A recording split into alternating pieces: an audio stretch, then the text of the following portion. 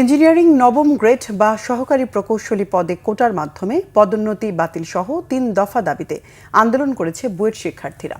মঙ্গলবার দুপুর ১২টায় তারা বুয়েট ক্যাম্পাসে আন্দোলন শুরু করে। এ সময় তারা কোটা বাতিল সহ টেকনিক্যাল দশম গ্রেড বা সমমান পদে নিয়োগ পরীক্ষায় ডিপ্লোমা সহ একই ডিসিপ্লিনে উচ্চতর যোগ্যতা সম্পূর্ণ বিএসসি ইন ইঞ্জিনিয়ারিং স্নাতক উভয়ের জন্য উন্মুক্ত করার দাবি করেন। এছাড়া বিএসসি ইঞ্জিনিয়ারিং স্নাতক ব্যতীত প্রকৌশলী পদবি ব্যবহারকারীদের বিষয়ে আইনি ব্যবস্থা নেওয়ার জন্য সরকারের কাছে দাবি করেন। এসব দাবি অতি দ্রুত না মানলে রাজপথ না ছাড়ার হুঁশিয়ারি দেন আন্দোলনকারী শিক্ষার্থীরা। নানা স্লোগান দিয়ে ক্যাম্পাস জুড়ে তারা বিক্ষোভ মিছিল করেন। সমমান পদে প্রবেশের জন্য সবাইকে নিয়োগ পরীক্ষা দিয়ে উত্তীর্ণ হতে হবে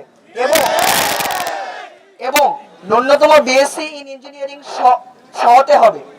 কোটার মাধ্যমে কোনো পদোন্নতি নয়, এমনকি অন্য নামে সমমান পদ তৈরি করেও পদোন্নতি দেওয়া যাবে। আমরা এই দাবিগুলো আদায় না হওয়া পর্যন্ত আমরা রাজপথে থাকবো ইনশাআল্লাহ।